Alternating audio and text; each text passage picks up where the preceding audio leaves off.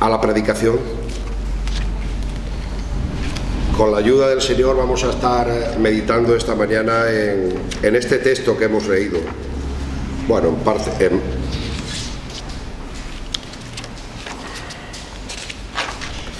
Quisiera traer esta mañana una palabra de ánimo, una palabra de ánimo para todos nosotros, ¿no?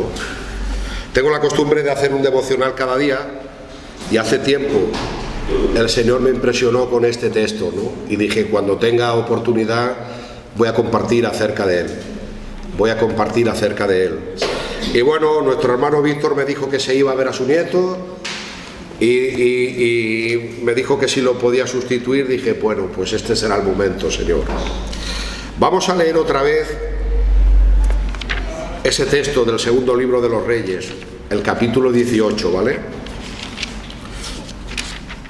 Realmente esta mañana estaremos meditando en la vida de, seguramente, quien fue el mejor rey de Judá, sin ninguna duda.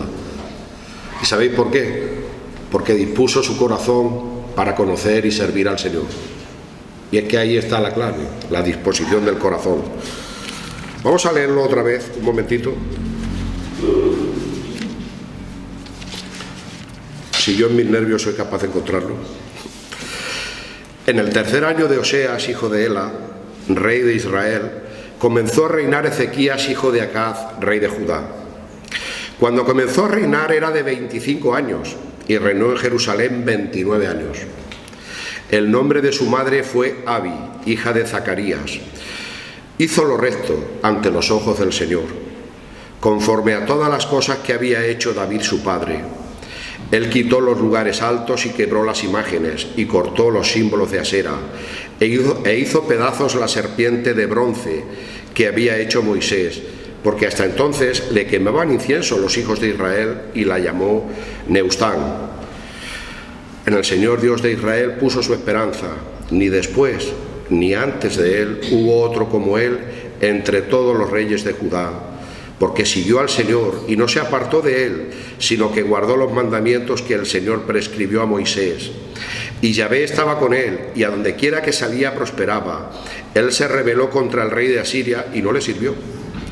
Hirió también a los filisteos hasta Gaza y sus fronteras, desde las torres de las atalayas hasta la ciudad fortificada.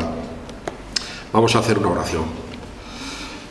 Señor, te pido que sea tu Santo Espíritu, Señor, quien toque nuestros corazones.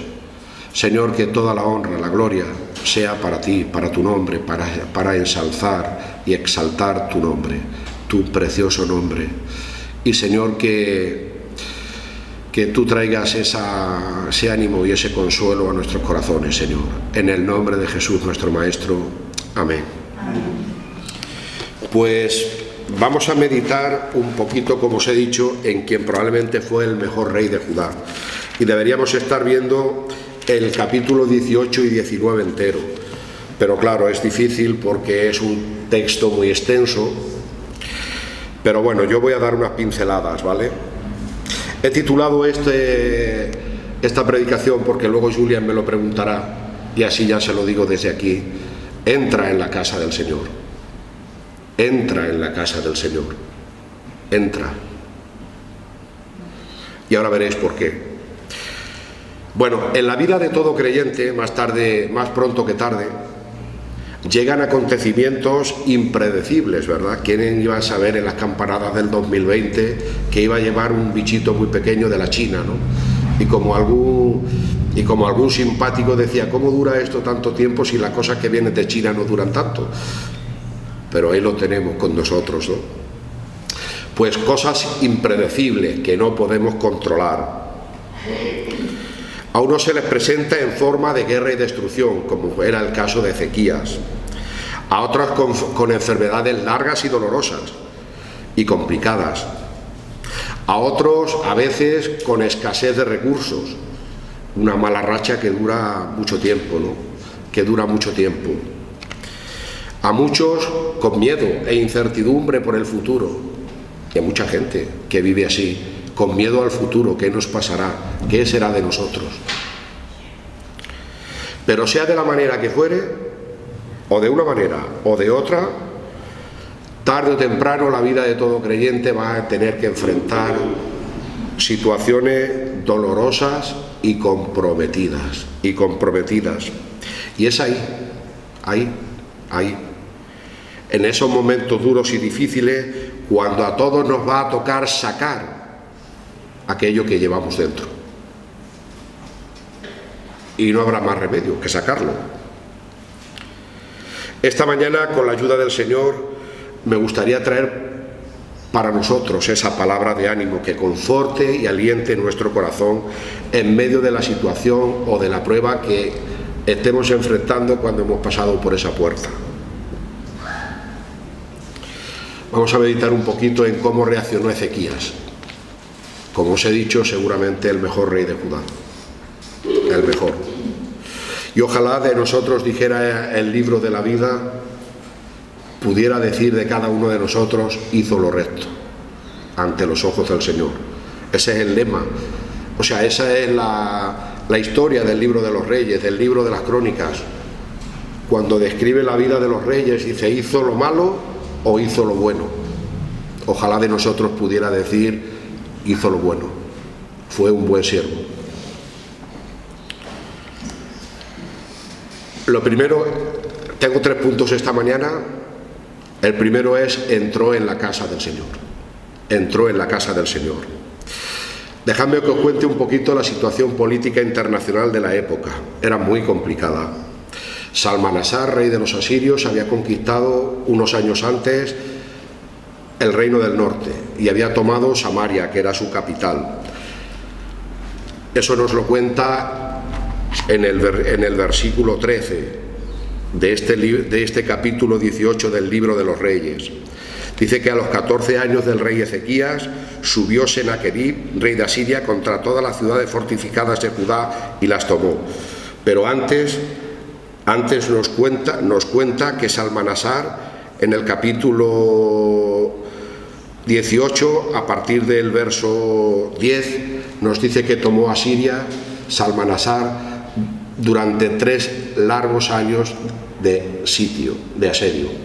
Tuvieron sitiado la capital, Samaria, y al final cayó.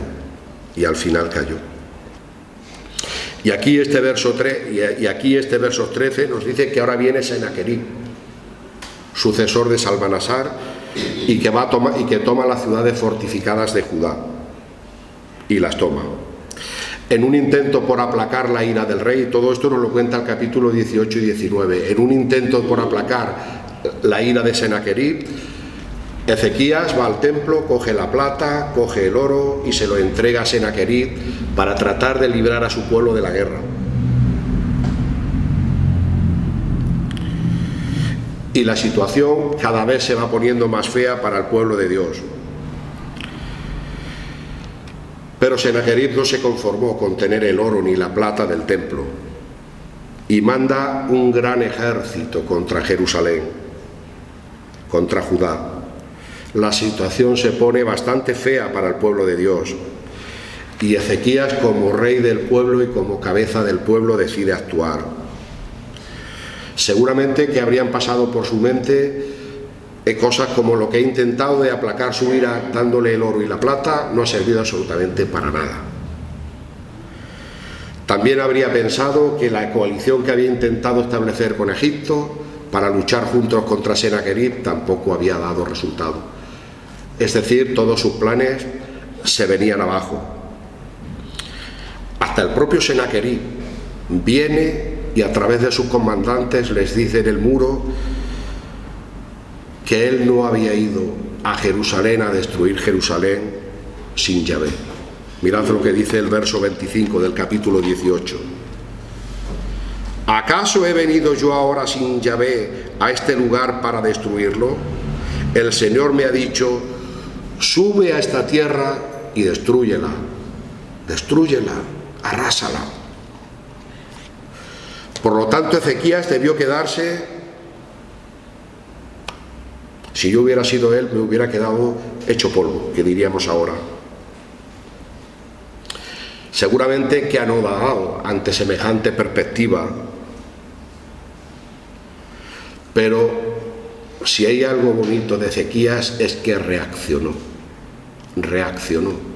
Y vaya como reaccionó. Y esto es lo que yo os quiero contar. Él pensó, puesto que estamos en una guerra, tanto física, porque yo veo a los ejércitos acampados fuera en la heredad del lavador, pero al mismo tiempo él sabe que detrás de este ejército ahí está el enemigo del alma, y él dice, yo voy a luchar, porque la guerra no es solo física, sino también espiritual, y dice, yo voy a luchar, no me voy a quedar quieto, no me quedaré quieto, pensó Ezequías. Satanás se ha presentado en mi mundo, en mi vida, disfrazado como ángel de luz, a través de ese ejército asirio, y diciéndole por labio de los comandantes de Senaquerib, el Rabsaceb y todos estos, que Dios le había mandado destruir Jerusalén.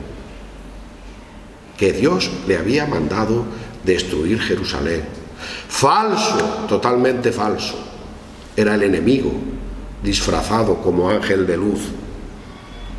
Lo único que Senaquerib había dicho de cierto en todo ese discurso, que luego si queréis lo podéis leer, es que si se apoyaba en Egipto, si establecía una alianza militar con Egipto, sería como una caña quebrada que le acabaría traspasando la mano. Eso es lo único que dijo Senaquerib de cierto. Y es que así viene Satanás a nuestra mente, con argumentos falsos, para tratar de destruirnos, a veces hasta con razones verdaderas. Y si le dejamos, nos va a destruir. Si le dejamos.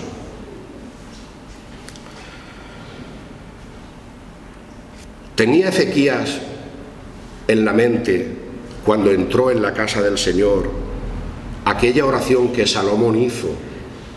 ¿Os acordáis cuando dedicó el templo? ¿Os acordáis de la oración de Salomón?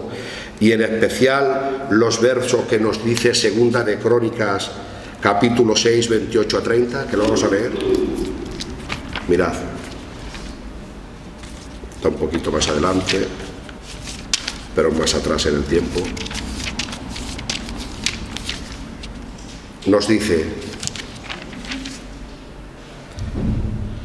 si hubiere hambre en la tierra, dice Salomón, o si hubiera pestilencia, aunque exista un coronavirus, si hubiere tizoncillo o añublo, langosta o pulgón, o si la sitiaren sus enemigos en la tierra en donde moren, cualquiera plaga o enfermedad que sea, toda oración y todo ruego que hiciere cualquier hombre o todo tu pueblo Israel, cualquiera que conociere su llaga y su dolor en su corazón, si extendiere sus manos hacia esta casa, tú oirás desde los cielos, desde el lugar de tu morada, y perdonarás y darás a cada uno conforme a sus caminos, habiendo conocido su corazón, porque solo tú conoces el corazón de los hijos de los hombres.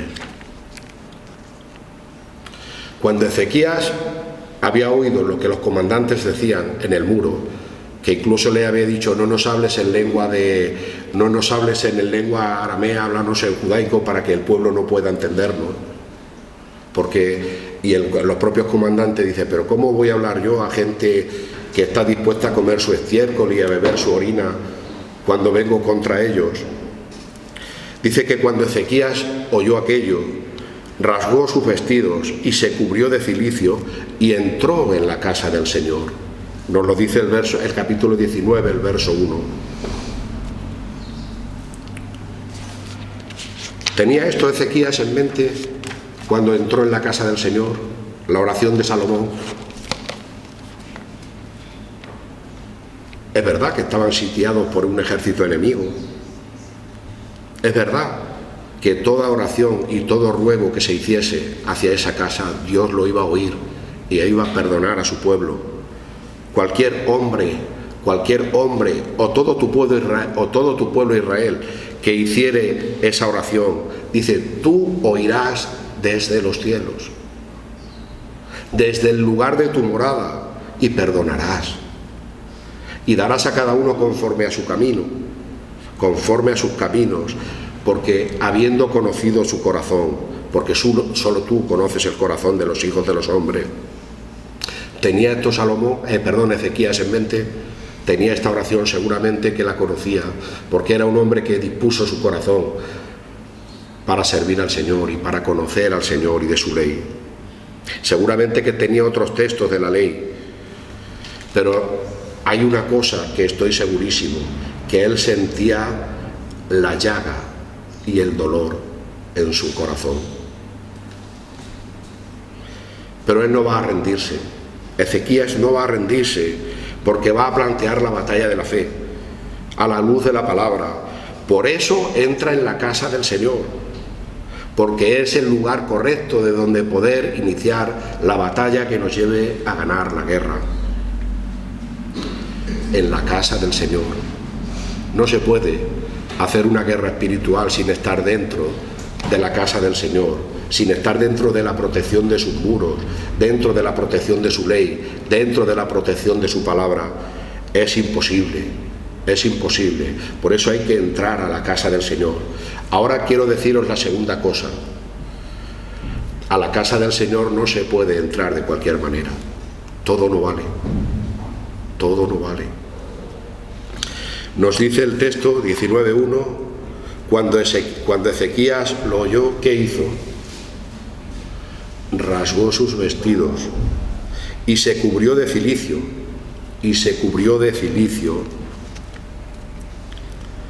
Todos sabemos que en la palabra, cuando se habla de rasgar las vestiduras, cuando se habla de cubrirse de tela de cilicio, de saco de cilicio, es señal de un profundo luto, de un profundo dolor, y nos habla sobre todo de un gran quebranto del corazón, porque hay una amarga realidad en mi vida que me tiene quebrantado. Y así entró Ezequías a la casa del Señor, traspasado de dolor e inmerso en una profunda guerra espiritual. Todo lo que he hecho no ha servido para nada, ni tratar de comprarle con el oro, ni tratar de hacer una alianza militar con Egipto. Me he equivocado, no ha servido para nada. Y él estaba traspasado de dolor. Ezequías no había entrado a la casa del Señor como tan a menudo entramos nosotros, ¿verdad? Haciendo común lo sagrado. Aprenderos esto: haciendo común lo sagrado, de no guardar ni el debido respeto ni la santidad debida al tiempo en que nos congregamos y reunimos para alabar y honrar el nombre de Dios. No importa si llego tarde, si no llego a los anuncios, si no llego a los cánticos, bueno, con tal de que yo esté allí presente para la exposición de la palabra, me vale.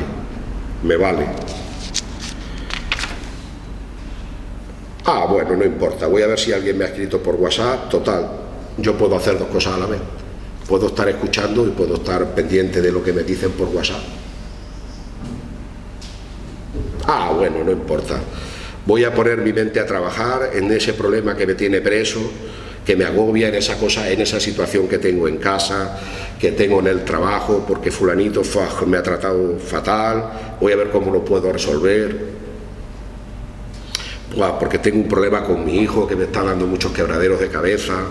Total, el predicador es muy aburrido, es súper aburrido, y total, siempre dice lo mismo. No se puede entrar así a la casa del Señor, y menos a una guerra espiritual. No se puede, no se debe. No tendremos escudo ni armadura, no tendremos nada. Porque no nos damos cuenta que lo que subyace en el fondo de nuestra mente es que hacemos común lo sagrado. Que no tenemos ese espacio de santidad que deberíamos tener para encontrarnos con nuestro Dios. Si no entramos a la casa del Señor, a ese espacio de estar a solas con Él y de escuchar su voz reparadora, yo os digo una cosa, vamos a perder la comunión. Vamos a perder la comunión y la alegría del encuentro. Que con Dios, siempre que hay un encuentro hay alegría, siempre, porque te va a dar una solución a tu vida y una solución reparadora. No importa si cuando entras a la casa del Señor estamos viviendo tiempos turbulentos o pacíficos.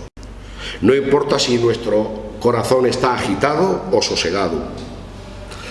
Hermano, hermana, hoy te digo de parte del Señor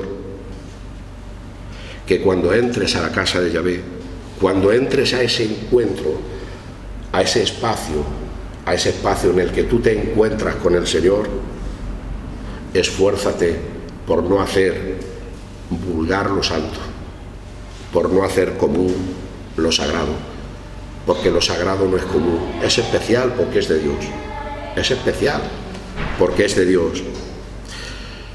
Si tus pensamientos te agitan, te turban, ata tus pensamientos y llévalos cautivos a Cristo. ¿No dice eso la palabra? Empieza a ejercer tu autoridad espiritual. Dejadme que os diga que la mente es el mayor campo de batalla que hay. El mayor campo de batalla que hay, donde se libran las más cruentas de las guerras. ¿Y sabéis quién lo sabe? ¿Sabéis quién lo sabe? El enemigo de nuestra alma. Y allí es donde quiere derrotarnos. Allí es donde quiere derrotarnos. No le demos ventaja, nada de ventaja. Si llevamos cautivos todos nuestros pensamientos a Cristo, vamos a hallar soluciones insospechadas y desconocidas que ni siquiera las habíamos alcanzado a pensar. Y vamos a ver cosas asombrosas. Cómo el Señor nos va a liberar de una manera asombrosa de todo aquello que nos amenace, aunque la amenaza sea tan grande y tan extensa como un ejército de 200.000 hombres acampados en la heredad del lavador. Fijaros que ocuparían sitio los caballos, las tiendas, los escudos, las espadas, los arcos, las flechas. Aunque sea así de grande, Dios te va a dar una solución asombrosa. Siempre me han maravillado las palabras del Salmo 84 y los versos 1 a 4. Siempre, por lo tiernas, por lo poéticas. Dice así el Salmo 84, al músico principal sobre Gitit, salmo para los hijos de Coré. Dice el salmista, cuán amables son tus moradas, oh Señor de los ejércitos. Cuán amables son tus moradas. Anhela mi alma y aún ardientemente desea los atrios del Señor. Mi corazón y mi carne cantan al Dios vivo. Aún el gorrión halla casa. Algo tan pequeñito y tan frágil como un pájaro, el gorrión halla casa. Y la golondrina, aquí no hay en Mallorca, una pena, pero normalmente la golondrina es un pájaro precioso. Haya nido para sí donde poner sus polluelos. Cerca de tus altares, oh Señor de los ejércitos, Rey mío y Dios mío. Bienaventurados los que habitan en tu casa, bienaventurados, perpetuamente te alabarán. Selah, piénsalo. Bienaventurados los que habitan en tu casa. ¿Sabéis por qué? Porque en la casa del Señor hay otra perspectiva, hay otra visión de las cosas, hay otra visión, hay otra mirada, hay otra mirada. Ya no vas a ver, o no lo vas a ver en tanta intensidad, aquello que te preocupa. Vas a verlo con una visión diferente, desde una posición de altura,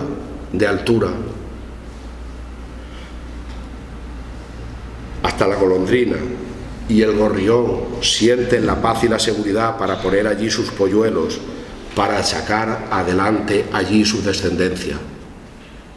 ¿Nunca habéis visto en una iglesia católica un nido de golondrinas?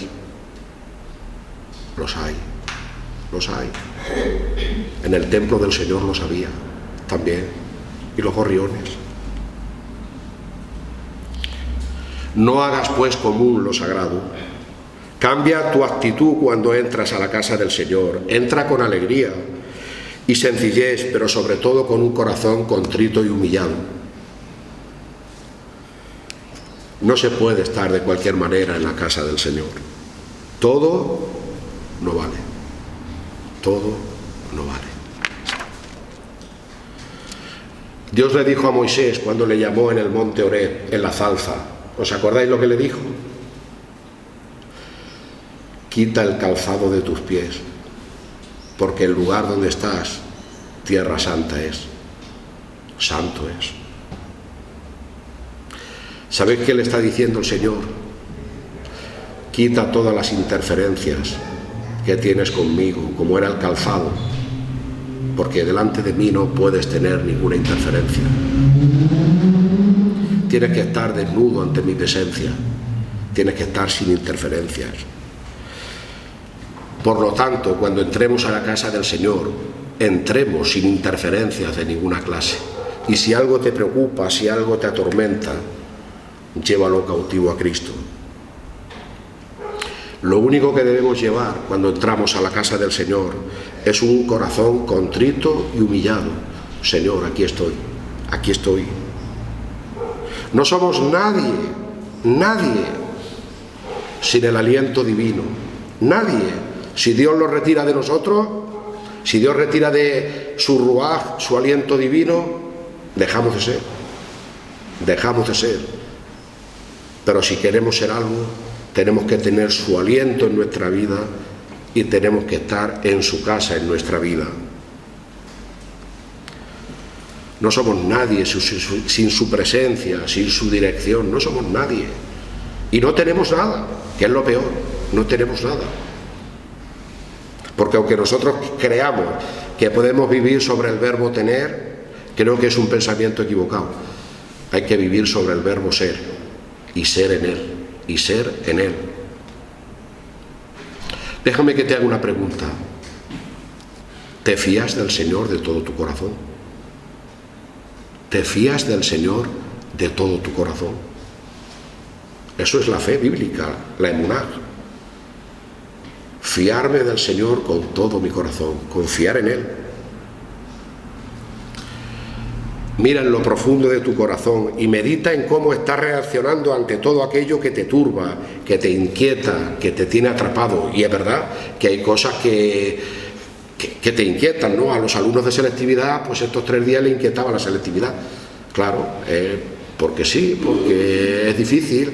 A que no tiene trabajo le inquieta el futuro, cómo va a ser, qué podré trabajar, o si algún día tengo que cambiarme de trabajo, me inquieta, ¿no? Porque me pone nervioso. O si me atenaza un dolor que no me deja dormir y respirar. Pero yo te doy un consejo, entra en la casa del Señor, díselo, relájate en su presencia, y seguramente que vamos a experimentar hasta la sanidad divina, la acabaremos experimentando. Y la tercera cosa que hizo Ezequías, que me gustaría deciros esta mañana, está en los versos 19 del 2 al 4. Dice: y envió a Eliaquín, mayordomo, a Sebna, escriba, y a los ancianos de los sacerdotes, cubiertos de cilicio. ¿A quién? Al profeta Isaías, hijo de Amós, para que le dijesen: así ha dicho Ezequías, este es día de angustia, de reprensión y de blasfemia, porque los hijos están a punto de nacer. ¿Y qué pasa? Que la que tiene que dar a luz no tiene fuerzas, no tiene fuerzas. Quizá oirá el Señor tu Dios todas las palabras del Rasacés, a quien el rey de los asirios, su señor, ha enviado a blasfemar al Dios viviente. Ya se había dado cuenta Ezequías que aquello era mentira. Ya se había dado cuenta. Ha enviado a blasfemar al Dios viviente. Y para vituperar con palabras las cuales el Señor tu Dios ha oído. Por lo tanto, ¿qué pide Ezequías? Eleva oración. Eleva oración.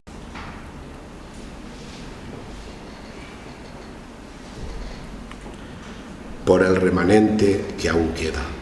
Y eso es la tercera cosa que yo os quiero decir esta mañana. Eleva oración. Eleva oración. Ezequías no quiere luchar solo. No quiere luchar solo. Por eso manda a su gente a pedir ayuda al profeta Isaías. Porque sabe que Isaías es un hombre de Dios. Y le pide esto simplemente: eleva oración por el remanente que aún queda, porque el remanente que aún queda somos nosotros, que todavía no nos han conquistado, que todavía estamos esperando aquí en tu misericordia.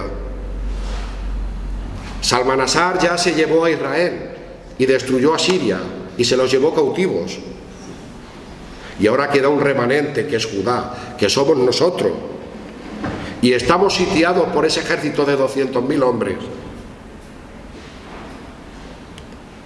Solo nos queda en nuestra defensa tú, Señor, luchar. ¿Y cómo podemos luchar? Elevando oración al Señor para que Él intervenga. Hermanos, dejadme deciros que la oración individual es muy importante, es muy importante, pero la oración como pueblo de Dios juntos es todavía mucho más importante. Cuando oramos nos identificamos con el proyecto, declaramos nuestra dependencia de Dios y nos abandonamos a Él confiando en su misericordia. ¿Quién iba a ayudarles? ¿Egipto? ¿La plata? ¿El oro? ¿Quién iba a ayudarles? Qué importante es que podamos elevar oración todos juntos por todo aquello que como pueblo nos afecta. Porque como dijo Ezequías, los hijos están a punto de nacer, pero ¿qué pasa? Que la que va a parir no tiene fuerzas, no tiene fuerzas. No tenemos fuerza en nosotros mismos para hacer esto. Y así tantas veces nos sentimos en nuestra vida, ¿verdad? Sin ganas de seguir adelante, sin ganas de levantarnos al día siguiente, sin ser capaces de disfrutar de la victoria que siempre hay en el Señor. La palabra para ti y para mí esta mañana es: si tenemos algo que nos inquieta, que nos turba, que nos roba el sueño, elevemos oración, elevemos oración como pueblo. Que Él tenga misericordia de nosotros una vez más y nos guarde de los ataques del maligno, que es quien estaba detrás de todo el asunto. Satanás quiere destruirnos por cualquier medio y no va a cejar nunca, ya sea en nuestra mente, ya sea en nuestra vida física, y va a utilizar todos los medios a su alcance, aunque tenga que ser un ejército extranjero de 200.000 hombres, aunque tenga que ser una enfermedad incurable, aunque tenga que ser un bichito pequeñito de no sé cuántas micras, aunque sea con el miedo al futuro, aunque sea con la soledad, con la incertidumbre, con tantísimas cosas que pueden hacer mella en nuestra vida. Confía en tu Dios, fíate del Señor con todo tu corazón, no te apoyes en tu propia prudencia, solo en el Señor. Y siempre, siempre, siempre, pero absolutamente siempre, eleva oración, preséntala como una ofrenda. Señor, en mí ya no hay fuerzas para hacer nada, no puedo resolver nada. Quiero elevar oración a ti, confiando en tu misericordia, y pedirle que el Espíritu Santo opere en nuestra vida, con poder. Es cierto, bastante cierto, que el enemigo es poderoso, muy poderoso. Pero dejadme deciros una cosa, no es menos cierto que el ángel del Señor acampa alrededor de los que le temen y aman su nombre, y les guarda. Mirad cómo acaba la historia, y vamos a leerlo en los versos 20 a 37 del capítulo 19. Mirad lo que les contesta Isaías. Dice: entonces Isaías, hijo de Amoz, envió a decir a Ezequías: así ha dicho el Señor, Dios de Israel, lo que me pediste acerca de Sennacherib, he oído. lo he oído, tal y como dijo Salomón en su oración. Esta es la palabra que el Señor ha pronunciado acerca de él. ¿Qué dice? La Virgen hija de Sión te menosprecia.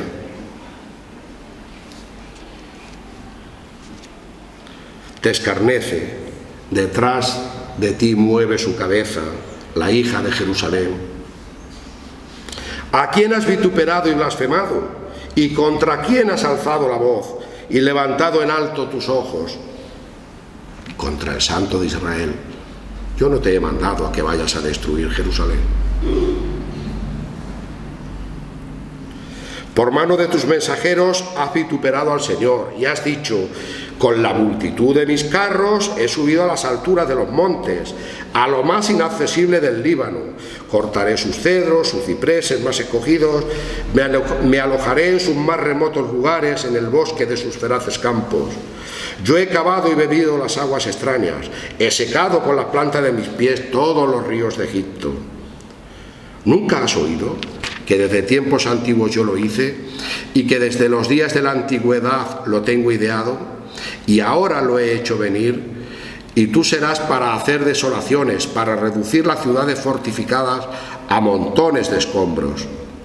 Sus moradores fueron de corto poder, fueron acobardados, confundidos, vinieron a ser como la hierba del campo y como hortaliza verde, como heno de los terrados, marchitado antes de su madurez. He conocido tu situación, tu salida y tu entrada y tu furor contra mí. Por cuanto te has airado contra mí, por cuanto tu arrogancia ha subido a mis oídos, yo pondré mi garfio en tu nariz y me freno en tus labios. Te haré volver por el camino donde viniste. Y esto te daré por señal, oh Ezequías: este año comerás lo que nacerá de suyo, el segundo año lo que nacerá de suyo, y el tercer año sembraréis y segaréis y plantaréis viñas y comeréis el fruto de ellas. Y lo que hubiere escapado, lo que hubiere quedado de la casa de Judá, volverá a echar raíces abajo y llevará fruto arriba, porque saldrá de Jerusalén remanente y del monte de Sión los que se salven. El celo del Señor de los ejércitos hará esto. Por tanto, así dice Jehová acerca del rey de Asiria: no entrarás en esta ciudad, ni echarás saeta en ella, ni vendrá delante de ella con escudo, ni levantará contra ella baluarte. Por el mismo camino que vino, volverá, y no entrará en esta ciudad, dice el Señor, porque yo ampararé esta ciudad para salvarla, por amor a mí mismo y por amor a David, mi siervo. ¿Y qué pasó? Aconteció que aquella misma noche salió el ángel del Señor. Mató en el campamento de los asirios a 185.000. Y cuando se levantaron por la mañana, he aquí que todos eran cuerpos de muertos. Entonces Senaquerib, rey de Asiria, se fue y volvió a Nínive, donde se quedó. Y aconteció que mientras él adoraba en el templo de Nisroch, su dios, Adramelech y Sarecer, sus hijos, lo hirieron a espada y huyeron a tierra de Ararat, y reinó en su lugar Esarhadón, su hijo. Pero es que bien es cierto que si el enemigo es poderoso, el ángel del Señor es mucho más poderoso. Y les dio una salvación inesperada.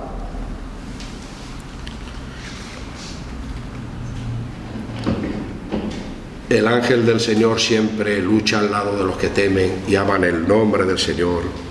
Senaquerib no pudo poner su pie en Jerusalén, y eso que estuvo acampado a sus afueras, apenas a un tirito de piedra, y que era un ejército de unos 200.000 hombres. Dice el texto que tuvo que regresar a Nínive por el camino que había venido. No pudo levantar ni un solo escudo, ni una sola flecha, ni una torre de asalto para atacar los muros de Jerusalén. ¿Y sabéis lo más grande de todo? Judá no tuvo que ni desenvainar la espada, ni sacarla de su funda. Solamente habían entrado en la casa del Señor, habían orado y habían elevado oración al Señor.